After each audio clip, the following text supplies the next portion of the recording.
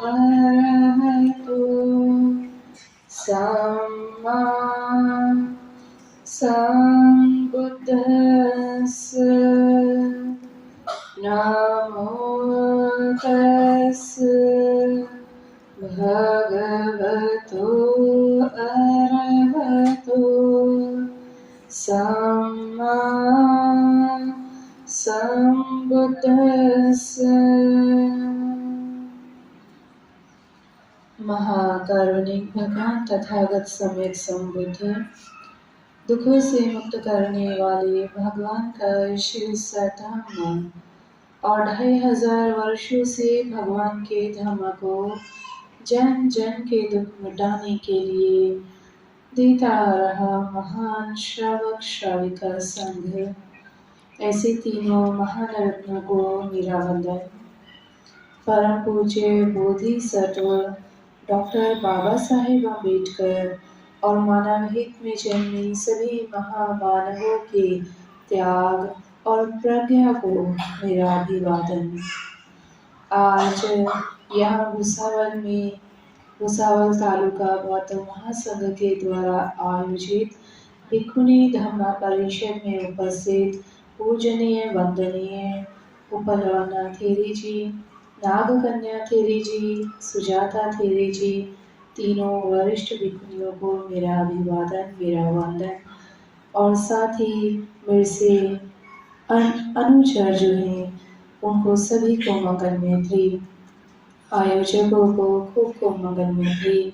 इस परिसर में उपस्थित समस्त उपासक उपासिका, दृश्य अदृश्य सभी जीवों को खूब मंगल मैत्री। आज इस परिसर में बहुत ही धर्ममय वातावरण है। समस्त उपासक उपासिकाएं, कल शनिवार के दिन भी बहुत सारे उपासक उपासिकाएं उपस्थित थे और आज उससे ज़्यादा उपासक उपासिकाएं उपस्थित हैं। कल 3 भिक्षुणियों की धर्मदेशना हुई। पंचशील अष्टशील कैसे पालन करना है, श्रद्धा और दान का क्या महत्व होता है। भगवान ने अपने पूर्व के अनेक जन्मों से श्रद्धा और दान विकसित किए, तब जाकर वो सम्यक संबुद्ध बने। और इसके पश्चात 4 आर्य सत्यों को दान शील भावना से कैसे जाने, इन तीनों विषय पर कल आप लोगों ने धर्म श्रवण किया। आज सुप्रिया अय्या जी के मुख से एक गीत के माध्यम से आप लोगों ने धर्म श्रवण किया, उसमें भी धर्म की ही वाणी थी। इसके पश्चात उपलवना अय्या जी ने आपको वैशाली लेकर गए घुमाने और आम्रपाली की नगरी के दर्शन करा कर लेकर आए। और धम्म सुमन अय्या जी ने आपको भिक्षुणी संघ, भगवान बुद्ध के काल का भिक्षुणी संघ और वर्तमान भिक्षुणी संघ, इन दोनों के बीच का आपस में कैसा संबंध है, उस समय का भिक्षुणी संघ और आज का भिक्षुणी संघ में क्या अंतर है वो बतलाया। उन्होंने आपको ये तो बतलाया कि आज हम सभी भिक्षुणी संघ को आगे बढ़ाने के लिए मदद कर रहे हैं, क्योंकि भारत में भिक्षु संघ मिलता है, उपासक मिलते हैं, उपासिकाएं मिलती हैं, लेकिन भिक्षुणी संघ जो कि एक चौथा स्तंभ है, एक गाड़ी का चौथा पहिया है, वो बहुत कम मिलता है। और अगर 4 पहिए की एक गाड़ी में एक पहिया कमज़ोर हो जाए तो कैसे गाड़ी चलेगी। हम भगवान बुद्ध के धर्म को बढ़ाने की बात करते हैं तो निश्चित रूप से आगे के 2 पहिए भिक्षु भिक्षुणी और पीछे के 2 पहिए उपासक और उपासिकाएं, ये चारों पहिए बराबर हवा भरे हुए, बराबर कसे हुए होने चाहिए, सक्षम होने चाहिए कि वो गाड़ी के वजन को उठा सकें और उसे चला सकें। ऐसे ही भिक्षु संघ, भिक्षुणी संघ, उपासक और उपासिका संघ, ये चारों संघ बराबर मजबूत होने चाहिए, ताकि जो हम गाथा बोलते हैं चिरं तिष्ठन्तु सद्धम्मो लोको होन्तु सुखी सदा, कि भगवान का ये सद्धम्म चिरायु हो और लोग इससे सदैव सुखी होते रहें। तो मूल कारण कि क्यों नहीं हो पा रहा, भारत में क्यों नहीं हो पा रहा। हम कहते हैं भारत को बौद्धमय बनाना है, बहुत सारे लोग अन्य अन्य कर्म कांडों में पड़े हुए हैं, बहुत सारे लोग अन्य अन्य मार्ग पर जाते हैं। सबसे ज़्यादा तो घर की महिलाएं जो हैं वो समझने के लिए तैयार नहीं होती हैं, महिलाएं मूर्ख होती हैं। अगर हम कहें तो ये सारा दोष जो है कि नहीं धर्म बढ़ पा रहा है, तो उसके अनेकों कारण हैं, लेकिन उन अनेकों कारण में एक मुख्य कारण है भिक्खुनी संघ का मजबूत ना होना। भिक्खुनियों की संख्या बहुत कम है और जो है तो उनके लिए उचित प्रशिक्षण केंद्र, उचित विहार, उचित आवास की सुविधा, उचित भोजन की सुविधा वो नहीं है। तो आज अय्या जी ने जैसे आपको बताया कि भंडारा में खात में एक 1.5 से पौने 2 एकड़ जमीन है, जहाँ पर हॉल बना है, भिक्खुनी निवास बना है और कुछ उसमें काम बाकी है तो उसको करवाना है। और वहाँ एक अच्छा भिक्खुनी प्रशिक्षण केंद्र तैयार हो रहा है। पर अय्या जी ने आपको ये नहीं बताया कि वो जो ज़मीन है वो अय्या जी की ही ज़मीन थी, जो उन्होंने हम पर भरोसा करके भिक्खुनी से केंद्र को बनाया। तो भिक्खुनी भारत में 2 भिक्खुनी प्रशिक्षण केंद्र हमारे सानिध्य में तैयार हो रहे हैं, एक मध्य प्रदेश बरघट में और एक भंडारा में। और जो भी बच्चियां, क्योंकि मैं जानती हूँ कि बहुत सारी महिलाएं, बहुत सारी बच्चियां ऐसी जो चीवर लेना चाहती हैं, परंतु भिक्खुनियों की स्थिति को देखकर कि उनके पास रहने की जगह नहीं है, खाने का कोई अता पता नहीं है, प्रशिक्षण नहीं है, सुरक्षित रहेंगी कि नहीं रहेंगी हमारी बच्चियां, ये सोचकर बहुत से माता पिता अपनी बच्चियों को नहीं भेजते। तो हम लोग जल्दी ही वो दोनों प्रशिक्षण केंद्र चालू हो जाएंगे और आपकी बच्चियों को अच्छे से धर्म विनय में तपने के लिए, पकने के लिए एक सुरक्षित स्थान मिलेगा, ये हम लोग आपसे वादा करते हैं। मेरा पहली बार नहीं है, इससे पहले भी मैं भुसावल में 3 बार आ चुकी हूँ। एक बार तो कई विहारों में मैं गई और विहारों में कार्यक्रम हुए। किस किस को मालूम है कि मैं भुसावल में पहले विहारों में आई थी। तब मैं उतना यूट्यूब पर फेमस नहीं थी, तो इसीलिए ज़्यादा लोग नहीं आते थे देखने। दूसरा, हम लोगों ने एक अंजाड़े का विहार जो है भुसावल में, अंजाड़े बोलते हैं ना, अंजाड़े का विहार मुझे याद था। वहाँ पर हम लोगों ने पगारे जी के पिताजी का पुण्य अनुमोदन था, जिन्होंने वो पत्थर का बहुत सुंदर धम्म चक्र भी लगवाया है वहाँ पर।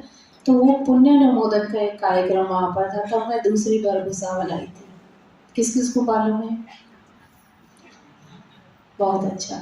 और तीसरी बार अभी कुछ ही महीने पहले 2025 में मुझे लगता है मई जून में पगारे जी के यहाँ बुद्ध प्रतिमा का घर में ही प्रोग्राम था, तब मेरा आना हुआ था। तो आज ये जो कार्यक्रम है ये एक सामूहिक कार्यक्रम है। इससे पहले जब भी आई मैं तो विहारों में ही कार्यक्रम हुए और आज ये पूरा सामूहिक कार्यक्रम है। इस कार्यक्रम की शुरुआत से लेकर और आज तक निश्चित रूप से, जैसे कि हमारी एंकर ने बताया, हमारी होस्ट जो है अश्विनी सोनोनी जी, उन्होंने बताया कि ये कार्यक्रम की तैयारी में बहुत परिश्रम लगा। क्या होता है कि कई बार हवा में बात हो जाती है और वो हवा की हवा में रह जाती है, लेकिन उसको वास्तव में काम में उतारना, क्योंकि हम बातें तो बहुत करते हैं, ऐसा होना चाहिए, अपने धर्म में ऐसा नहीं है, फिर ऐसा होना चाहिए, कार्यक्रम होने चाहिए, संघ आना चाहिए, विहारों की स्थिति सुधरनी चाहिए। पर ये चाहिए जो है वो कब होगा? जब तक हम खुद नहीं करेंगे तो अपने आप तो नहीं होगा, चमत्कार तो नहीं होगा। तो कार्यक्रम होना चाहिए, भिक्षुणी संघ आना चाहिए, ये 2 शब्द केवल अपने मुंह से निकले, लेकिन उसको अमल में कैसे लाना है ये आयोजक मंडली ने करके दिखाया।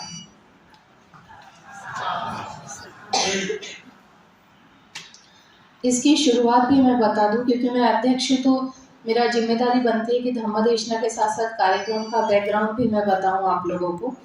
कि संदेश शिंदे जी जो हैं, आप सभी जानते हैं, युवा हैं और इस वर्ष 20वीं अंतर्राष्ट्रीय त्रिपिटक संगायन बोध गया में वो सेवा दे रहे थे।